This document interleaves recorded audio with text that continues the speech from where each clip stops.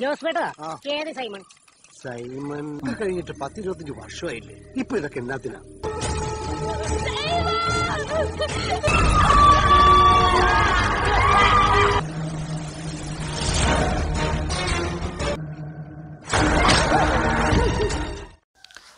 Halo sahabat, Assalamualaikum. Apa kabar? Semoga sehat selalu dan senantiasa berbahagia.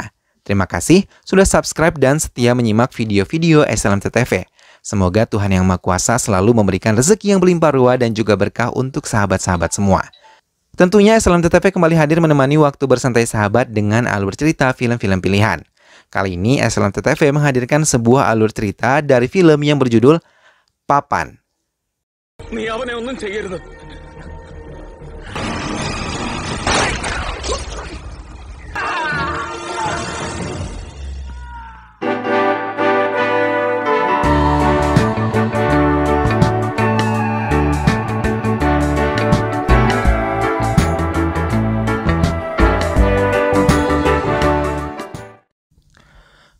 Beberapa orang laki-laki yang berniat untuk pergi memancing terkejut ketika melihat sebuah mobil terparkir di tengah hutan.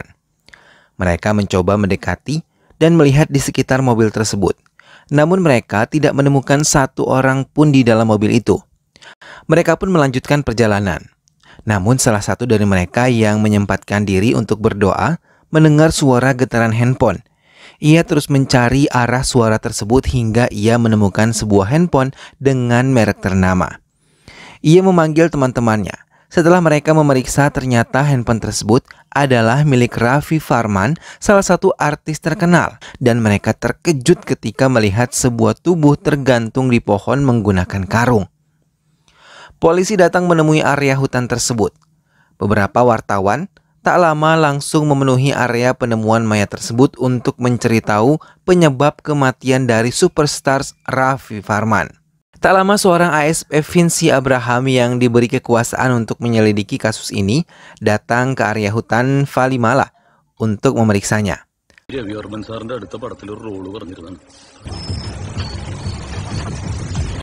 Mereka juga mendapatkan telepon dari manajer Raffi Farman kalau ia akan menuju tempat ditemukannya mayat Raffi Farman bersama istri Raffi Farman. Berita kematian Raffi Farman pun menjadi pemberitaan di semua media. Hingga Raffi Farman sendiri yang tengah bersama simpanannya terkejut dirinya dinyatakan meninggal dunia di hutan. Pemadam kebakaran pun akhirnya bisa menurunkan karung berisi mayat tersebut. Dan ketika istri dari Raffi Farman datang, ia tak dapat menahan air matanya hingga ia jalan mendekat dan menguatkan hati ketika melihat jenazah tersebut perlahan dibuka dari karungnya. Namun, ia terkejut ternyata mayat itu bukanlah tubuh suaminya, melainkan supir Raffi Farman yang bernama Rajan. Berita pun kembali tersiar dan dokter forensik mengatakan kalau penumpang di mobil tersebut terdiri dari 3 orang.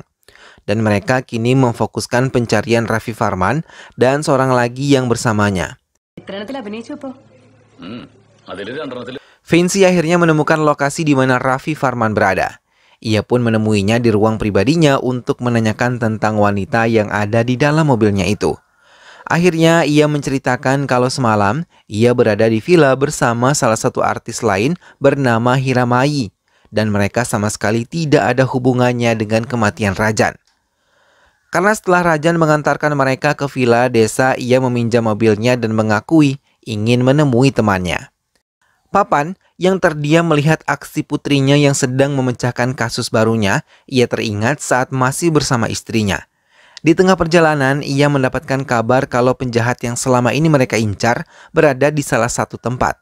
Papan menyelidikinya, namun saat ia melihat penjahat itu tengah menghabisi seseorang, ia terkejut mendengar suara Nancy istrinya menjerit hingga Papan pun diserang oleh pelaku. Hingga senjata yang digunakan pelaku tersebut terjatuh di suatu tempat.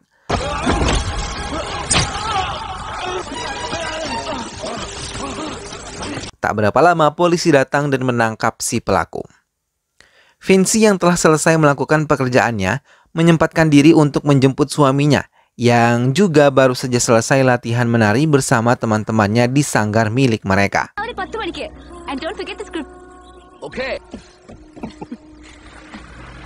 Kebahagiaan terpancar dari keduanya. Namun Vinci yang masih menyelidiki kasus kematian Rajan ini mendapatkan kembali informasi baru angka 26 yang terdapat di kaki Rajan mungkin adalah petunjuk hingga ia mendatangi sebuah gereja dan memeriksa tempat tersebut. Mereka pun menemukan sebuah belati yang disebut sebagai belati serigala milik Irutan Chako yang merupakan pembunuh berdarah dingin yang pernah menjadi kasus yang ditangani oleh Abraham ayah Vinci. Vinci melaporkan kepada atasannya, Bhaskar Seno, yang kemudian membuka kembali kasus kematian yang dilakukan oleh Chako. Ia mengatakan kalau Chako telah dibebaskan dan Rajan terbunuh di hari kedua setelah kebebasan Chako. Bhaskar pun meminta Vinci untuk bekerja sama kembali dengan ayahnya Papan yang dulu menangani kasus Chako. Dengan berat hati Vinci menerima tugas tersebut, ada terselip kemarahan di hati Vinci terhadap ayahnya. Papan yang banyak menghabiskan waktu bersama Mikhail putra tirinya, sama besar sayangnya terhadap Mikhail dan juga Vinci. Ia yakin kesalahpahaman ini akan berakhir. Papan pun mengajak Mikhail untuk melakukan perjalanan ke Tiruvananthapuram dan ia ingin tiba sebelum malam.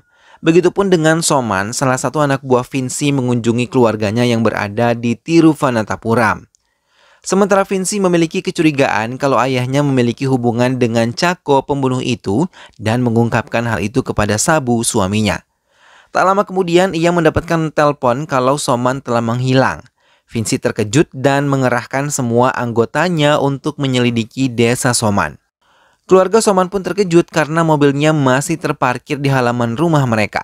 Vinci yang curiga terhadap ayahnya langsung menghubungi Mikhail untuk menanyakan keberadaan mereka.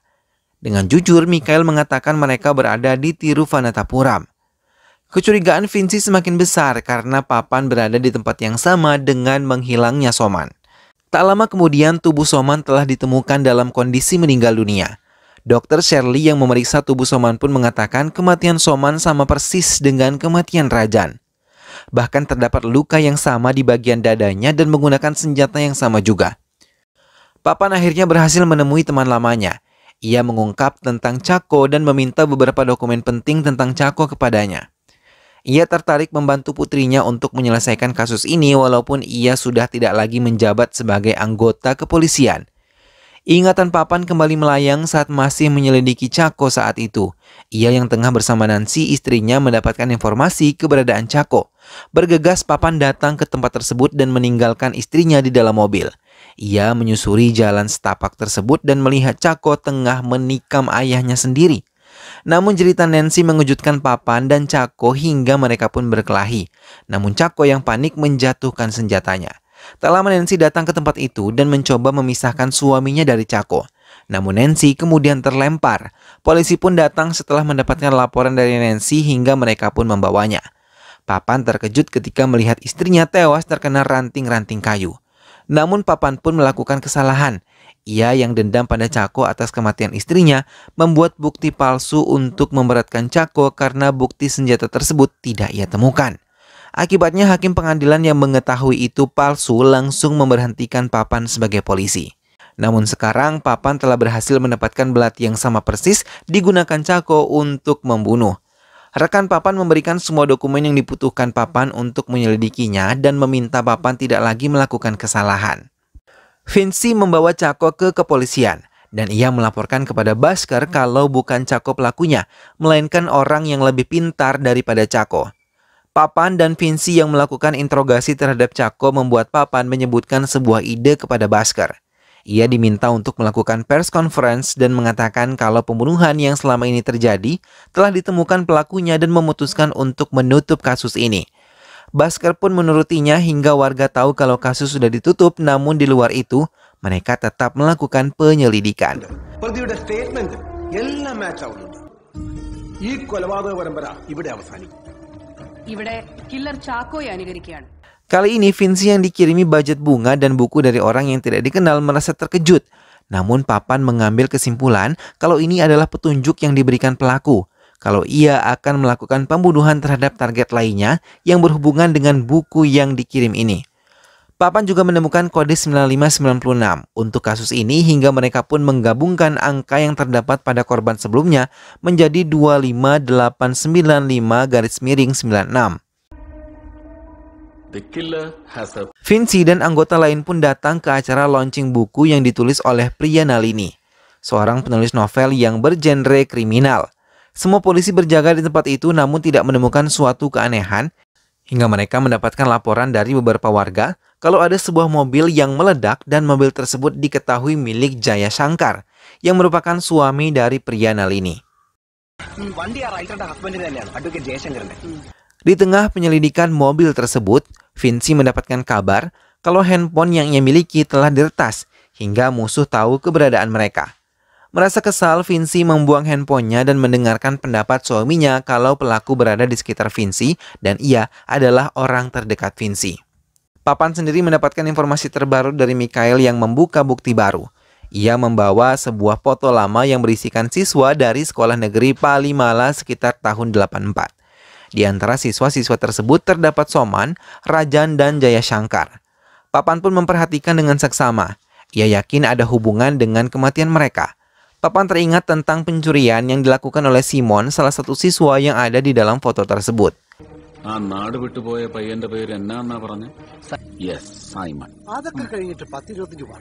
Papan mulai mencari informasi lagi tentang Simon dari orang-orang yang dulu pernah mengenalnya. Papan juga mencari tahu tentang berkas kriminal yang dilakukan oleh Simon pada teman lamanya yang terjadi di Pulimala. Dr. Shirley pun diculik oleh Mikhail dan kemudian dibius di dalam mobil.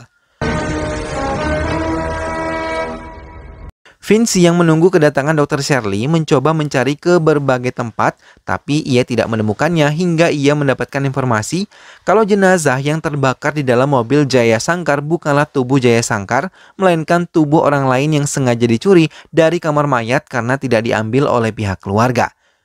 Dokter tersebut juga mengatakan kalau ia menemukan sebuah gelang di dekat tubuh tersebut dan ia mengingat gelang tersebut milik Dr. Shirley. Papan menemukan data baru kalau Simon telah melarikan diri dari penjara tanggal 25 Agustus tahun 1996 atas kasus pencurian emas di gereja. Papan pun mengatakan kabar tersebut pada Bhaskar. Tak lama Vinci juga mengabari tentang mayat yang bukan merupakan Jaya Shankar. Papan yang telah menemui Dr. Shirley mengatakan kepada Bhaskar kalau Shirley adalah Benita, kekasih Simon. Namun hubungan itu ditentang karena perbedaan kasta di antara keduanya. Namun Shirley masih berkelit untuk kejahatan yang telah ia lakukan selama ini. Papan juga mengatakan kalau selama ini Mikhail mencurigai Shirley dan menyusup ke kediaman Shirley untuk mengambil beberapa bukti foto-foto lama yang ia berikan kepada Papan. Bhaskar menjadi bingung motif pembunuhan yang dilakukan oleh Shirley karena di antara korban-korban tersebut tidak ada hubungan sama sekali dengan Simon ataupun Benita. Namun Benita mengakui Soman, Rajan, Pastor Banet, dan Jay Shankar adalah teman angkatannya di Universitas Trivandrum tahun 1995 sampai 1996. Papan kembali mengunjungi tempat di mana Rajan ditemukan dan merasa curiga pada gundukan tanah yang ada di tempat itu. Sementara Vinci menekan Shirley untuk mengaku semua kejahatannya dan menanyakan di mana Jay Shankar. Vinci mendapatkan kiriman video dari Jay Shankar dan menceritakan saat mereka berkumpul bersama Soman dan Rajan beserta Pastor Banet mereka mengejar Benita dan Simon yang melarikan diri. Hingga mereka pun menangkap Simon dan memukulinya sementara Benita dimasukkan ke mobil dipaksa untuk tidak mendekati Simon. Ia melihat Simon dipukuli oleh teman-temannya dan kemudian dengan kejam ibu Benita menuangkan bensin ke tubuh Simon yang sudah tidak berdaya dan meminta Rajan untuk membakarnya. Benita menjerit sejadi-jadinya melihat Simon dibakar hidup-hidup hingga ia begitu mendendam pada semua orang yang telah menghabisi Simon, termasuk orang tuanya sendiri. Anggota polisi yang menggali lubang tersebut menemukan sebuah salib yang pernah dicuri oleh Simon di atas jenazah Simon yang dikubur. Vinci yang mengetahui tempat video tersebut diambil segera mendatangi tempat latihan SIDA dan sampai di tempat itu ia tiba-tiba dipukul oleh orang tidak dikenal. Papan terdiam dan ia mengingat tentang adik laki-laki Simon yang saat itu berumur 12 tahun bernama Salomo dari Benita. Polisi juga menemukan SIDA yang terikat dan mereka baru mengetahui kalau Vinci diculik. Papan mendapatkan telepon dari Salomo tentang keberadaan putrinya. Setelah sebelum bertemu Salomo, Papan meminta Mikhail untuk bisa pergi dari tempat ini. Setelah 10 menit, ia tidak kembali. Papan pun menemui Salomo dan berkelahi dengannya.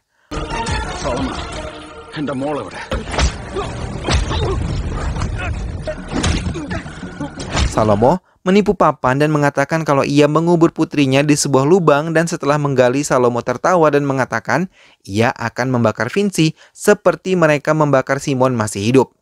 Karena ia meletakkan Vinci ke dalam peti kremasi untuk ia bakar hidup-hidup. Ia mengingatkan Papan kalau ia adalah anak kecil yang meminta bantuan pada Papan saat Simon sedang dipukuli oleh teman-temannya. Namun Papan malah meminta Salomo untuk pergi ke kantor polisi yang jaraknya jauh dari tempat tinggal mereka karena Papan lebih mementingkan membawa putrinya yang sakit. Papan tercengang mendengar semua pernyataan itu. Namun tak mau membuang waktu, ia langsung melangkah menuju ruang kremasi yang ada di gereja itu. Mereka pun berkelahi dan Salomo berusaha keras untuk menggagalkan Papan menggapai peti Vinci di dalam ruangan itu. Namun, walaupun Papan hanya menggunakan satu tangan, ia berusaha sekuat tenaga untuk bisa menyelamatkan putrinya. Hingga ia menendang Salomo sampai merusak pintu. Di saat bersamaan, Mikhael datang dan menodongkan senjatanya ke arah Salomo. Tapi saat Mikhael lengah, Salomo malah menodongkan senjata tersebut ke arah Mikhael dan mengancam Papan akan menghabisi Mikhael, putra tiri Papan.